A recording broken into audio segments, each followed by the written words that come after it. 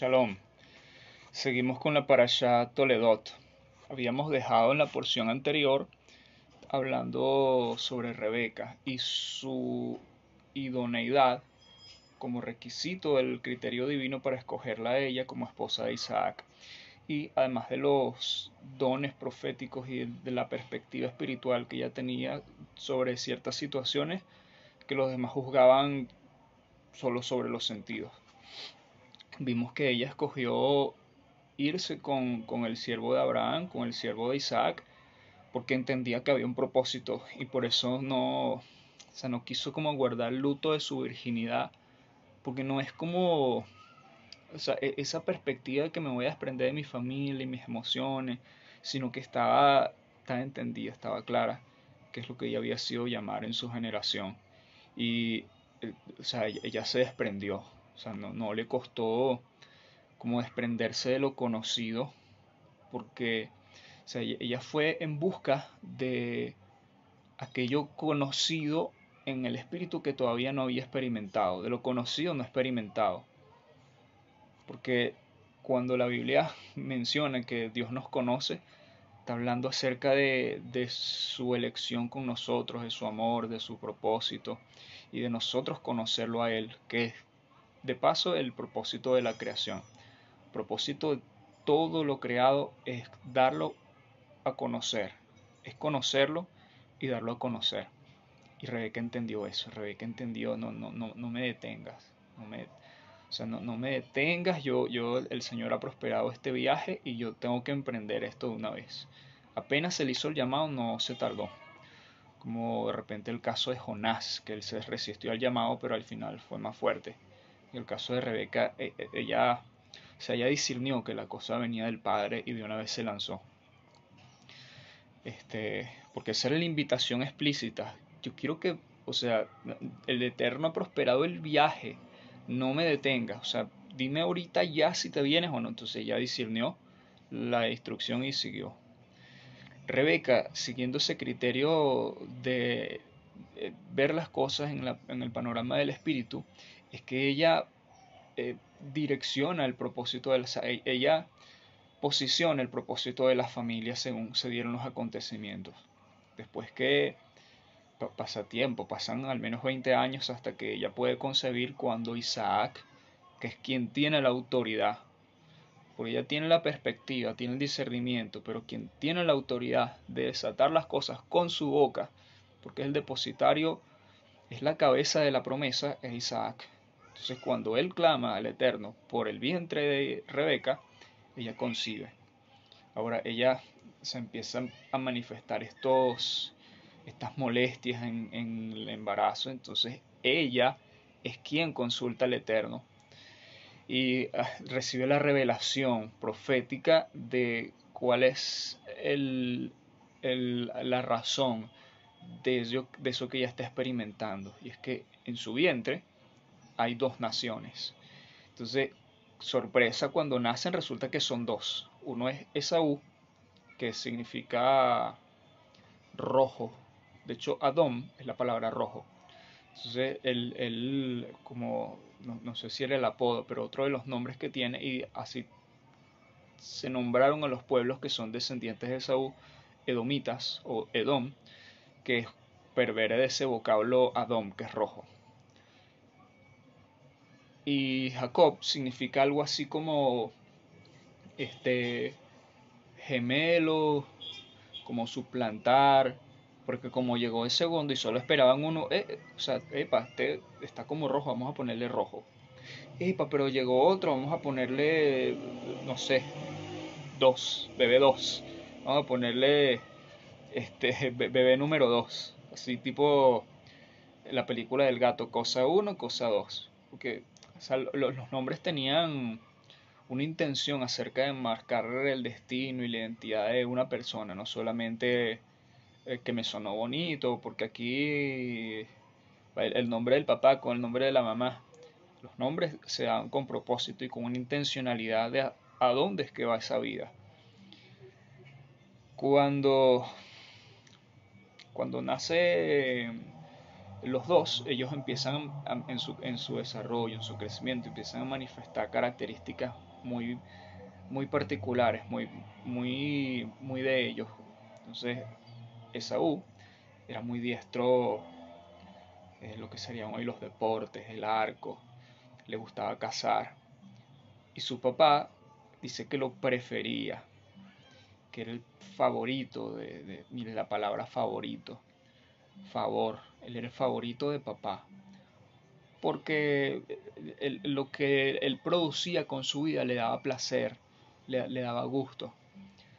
Este, dice que era el favorito de Isaac porque él cazaba y a su boca era sabrosa la caza de Jacob.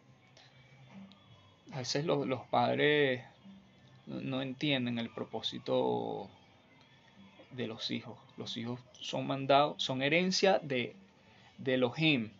Ellos son mandados a la tierra a cumplir un propósito, no un capricho. Entonces de repente yo quería ser ingeniero, o yo soy pastor, o soy cualquier cosa, ponle ahí cualquier cosa. O yo quiero, o sea, un padre lo primero que tiene que hacer en su vida y lo primero que el Eterno le va a demandar, porque él es un guardián, es un pastor, es un mentor, es un tutor.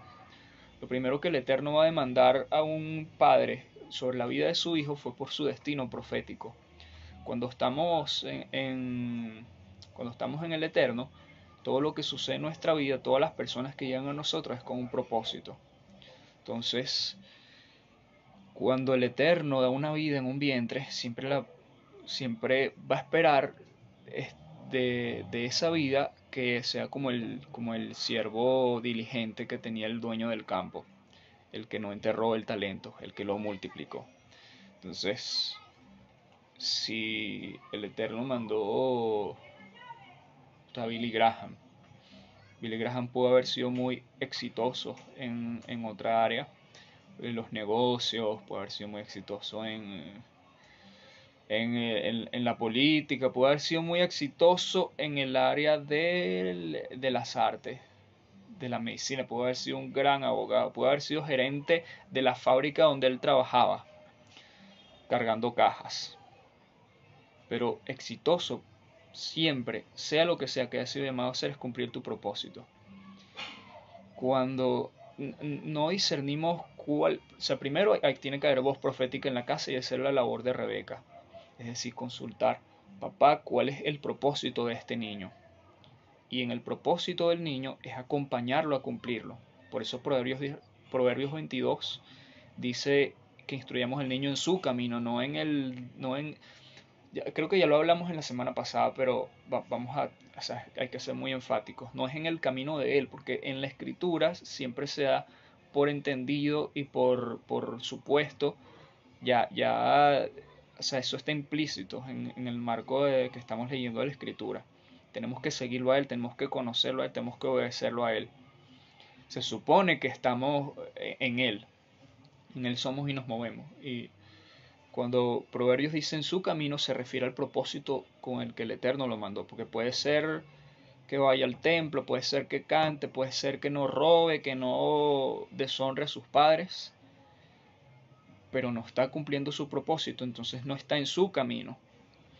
Entonces yo recibo revelación del destino profético del niño y resulta que Dios lo mandó a ser profesor o X, profesor. Y yo, hijo, la enseñanza se basa en conocer al estudiante, en ayudarlo a desarrollarse. Entonces tú desde esa posición, desde esa plataforma, tú vas a impulsar las vidas a que sean honestos, a que transformen la nación. Eso es enseñarle a andar en su camino. Entonces cuando crece, perdón, ay, ¿será que me toca ser astronauta? ¿O me toca? No, está claro en su camino. Rebeca sí tenía es como esta imagen del padre que entiende cuál es el destino del niño. Esaú es el padre que apoya al niño por lo que a él le da gusto, por lo que a él le da placer. Entonces él ve en Esaú, que es el primogénito en la carne, al que él quería proyectar, el que él quería posicionar. Entonces, hijo, me voy a morir en cualquier momento, pues ya estoy viejo, ya ni veo, esto ni sirve, así que vaya, comía tanto que ya...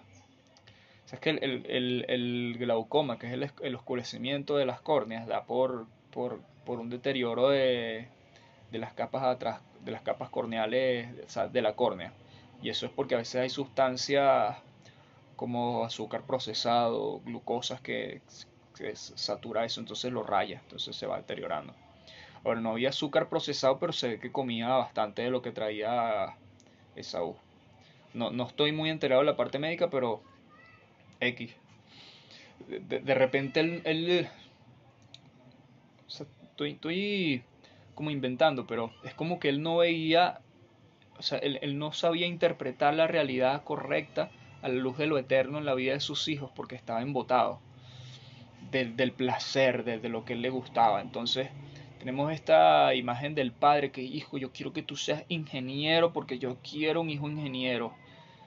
No es el caso de todos los padres, cosas muy puntuales. O sea, la enseñanza trata de discernir qué es lo que el Eterno depositó en la vida de los niños y que es el sitio donde ellos están llamados a llegar. Y cómo vamos a dar cuenta como padres de si los encaminamos, los direccionamos, los apuntamos, porque son flechas en la mano del Eterno. Dice que son flechas en la mano del valiente, del Salmo. Dice que si los apuntamos hacia el sitio correcto, porque de nada sirve apuntarlo bien, pero para donde no es. Entonces, si los apuntamos al sitio correcto, eso es lo que vamos a dar cuenta como padres. Entonces, resulta que no, Esaú ni siquiera entiende. Bueno, esa es otra de las diferencias que había entre los dos. Jacob era reflexivo. Él, yo presumo por el evento del encuentro en los capítulos anteriores de la Epifanía, cuando ve la escalera, que él no era muy cercano en su corazón a conocerlo, a experimentarlo, pero sí era reflexivo. Y esa familia tenía una historia muy particular, desde Abraham, desde todos los eventos anteriores. Revisemos las parashas anteriores para tener contexto. Desde Noé, esa familia tenía historia. Tenía una historia que estaba ligada a un propósito que tenía que ver con la sanidad y la restauración de las naciones y de las familias de la tierra. Y una de las razones por la que el Eterno escogió a Abraham fue porque él tenía dice uno de los profetas, porque él iba a enseñar a sus generaciones. Tenía ese sentido de la continuidad sacerdotal a través de la padre de familia en sus generaciones. Entonces Isaac tiene que haber heredado eso. Tiene que haber heredado eso acerca de transmitir el sentido de propósito y de trascendencia a sus hijos. Ahora, Esaú lo escuchaba y era pendiente, oh, mira un conejo, pío, mira un ciervo, pío. Ay, hoy vamos a comer estofado. En cambio, Esaú era como más de no había muchos libros, pero él era reflexivo, era filosófico. Él habitaba en tiendas. Y posiblemente tenía muchas cosas en las que meditar, pero una de las principales estoy seguro que era esa historia que ellos tenían como familia acerca del favor. Entonces vemos una persona que experimenta las emociones de momentos y otra que es reflexiva sobre la vida, que medita acerca del propósito y su historia como familia. Entonces, por supuesto que uno valora más las cosas que tienen que ver con la historia de su familia, como la primogenitura, como Jacob. Por eso, este, cuando llega Esaú y pide del potaje porque quiere, o sea, tiene una necesidad del momento, algo visceral,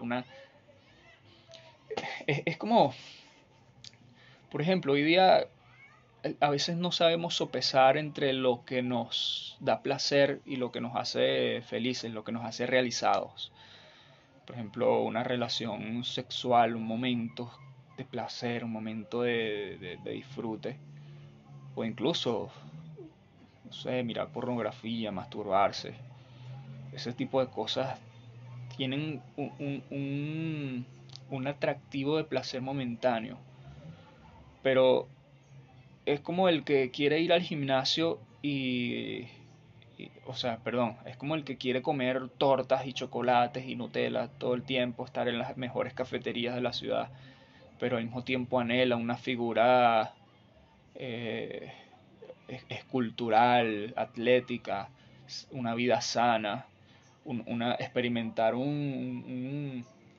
sea, una idoneidad, una optimización desde el punto de vista de la salud, de la química del cuerpo, del metabolismo, de cómo piensa. Entonces, lo que la persona quiere no es congruente con lo que hace diariamente con su vida. Entonces la gente anhela felicidad, pero no sabe disociar lo que quieren de lo que los aleja de lo que quieren. Entonces, coherencia es diferenciar entre lo que quieres y lo que realmente deseas. O sea, lo que te provoca y lo que realmente deseas en la vida.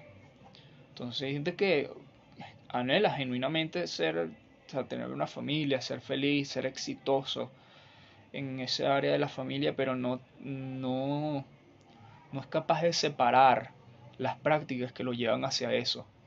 Igualito, hay gente que quiere prosperar económicamente y vive perdiendo el tiempo, así con todo en la vida, absolutamente con todo en la vida. Por ejemplo, prácticas como la pornografía y la masturbación son dañinas para el cerebro, para la parte intelectual, cognitiva, o sea, mata las neuronas, las asesina, destruye los patrones sociales de empatía que nosotros tenemos. Este, o sea, ves a las personas como objetos, después tienes problemas para relacionarte relacionarte en el sentido de que entiendes e interpretas al otro como una persona que es igual que tú, que tiene un valor, que tiene una historia, que es algo que hay que compartir, hay que profundizar. Entonces, por eso, o sea, nos estamos desviando un poquito, pero hay muchas corrientes feministas que dicen que los verdaderos hombres no consumen pornografía y en ese punto ellas están correctas, pero no por las razones correctas, no con la perspectiva correcta. O sea, llegar a una conclusión correcta basado en razonamientos erróneos. Entonces, ese es Esaú. Esaú no entiende a dónde quiere llegar, no entiende cómo las decisiones que toma en un momento lo llevan hacia ese lugar. Este, bueno, X. Esaú sí ha reflexionado sobre esas cosas en la vida, sí ha reflexionado cómo de repente tener intimidad con cualquier loca por ahí, cualquier loco por ahí, lo va a alejar de su destino.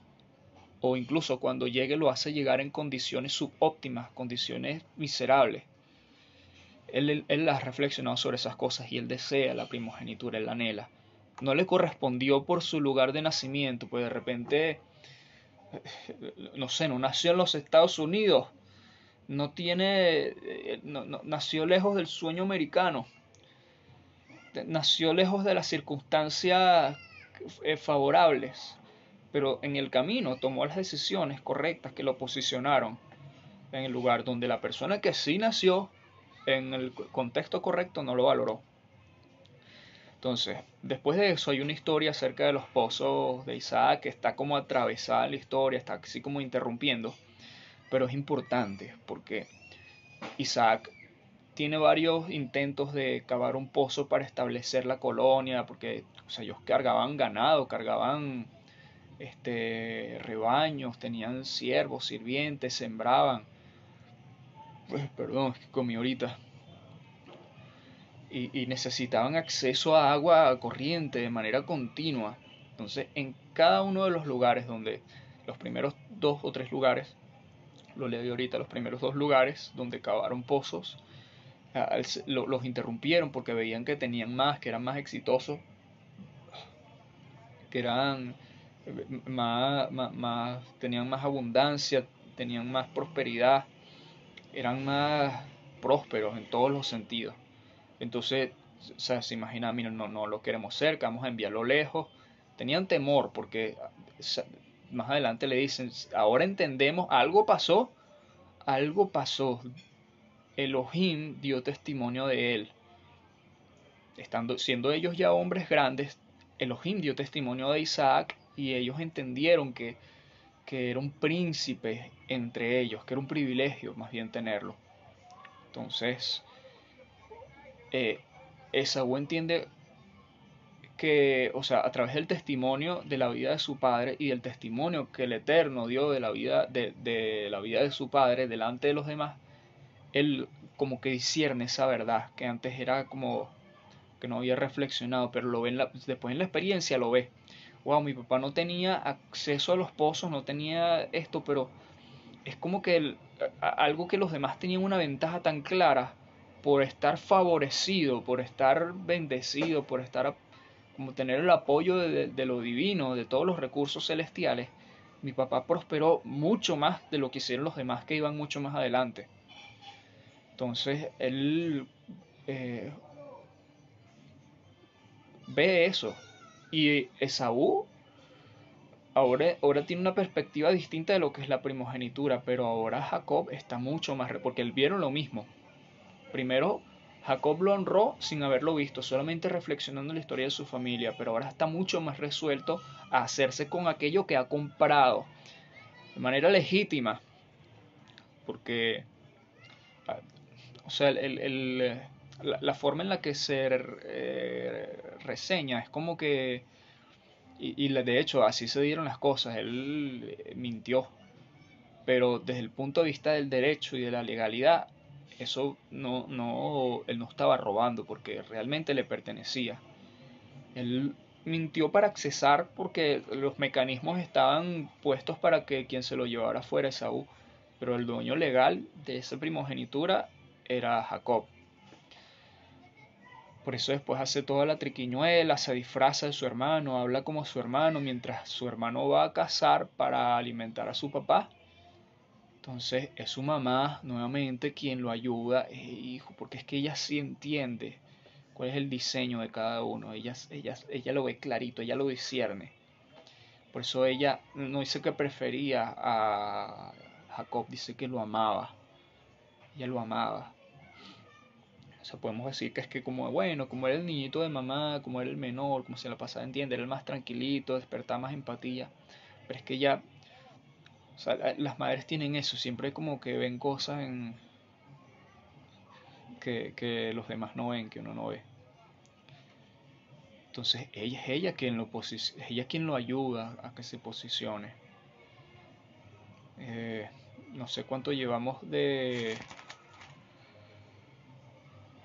Bueno, la cosa es que él se hace con la primogenitura, recibe la bendición de su padre, el rocío del cielo, de Hermón, ay, Kaira y Frank. Ya justico estamos terminándola para allá. Entonces pueden verla en diferido, se los voy a compartir. Iba a decir algo y aparecieron ustedes. Creo que solamente iba a leer parte de la bendición, porque tiene, o sea, es como muy específico en bendecir varias áreas de la vida. El rocío del cielo tiene que ver con las bendiciones que nosotros no controlamos, cosas, vamos a decir que fuera de nuestra área de influencia, lo que a las personas llaman suerte, llaman azar, y son cosas que sencillamente tienen que ver es con su favor.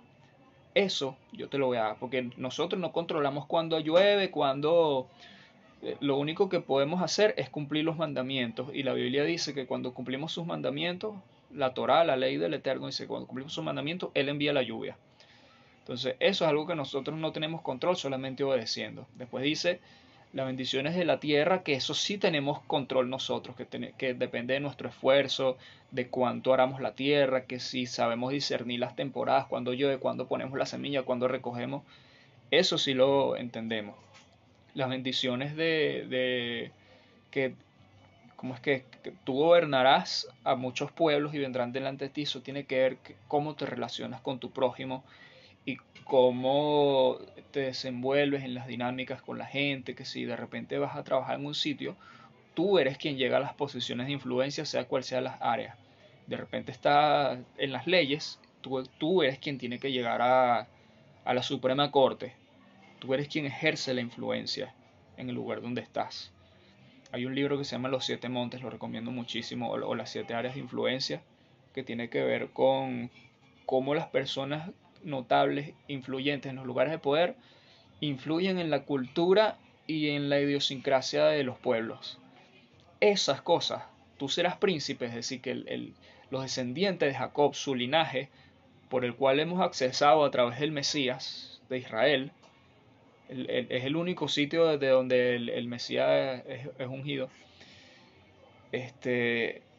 y venimos a ser parte de Israel a través del Mesías, porque el libro de Gálatas dice que somos hebreos que hemos cruzado de muerte a vida.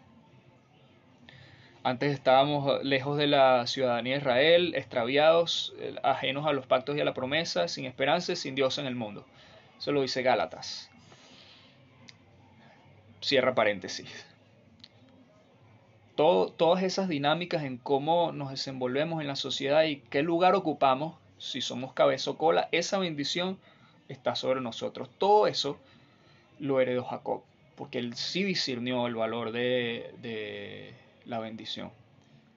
Bueno, léanlo, capítulo 25 y 26 y 27 del libro de Génesis. Shalom, terminamos la transmisión.